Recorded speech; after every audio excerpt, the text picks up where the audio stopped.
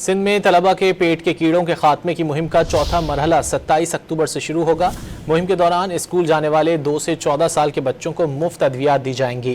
مزید جانتے ہیں نمائندہ ڈان نیوز انم مشکور سے۔ انم بتائیے گا اب تک 3 مرحلوں میں کتنے بچوں کو ادویات دی جا چکی ہیں؟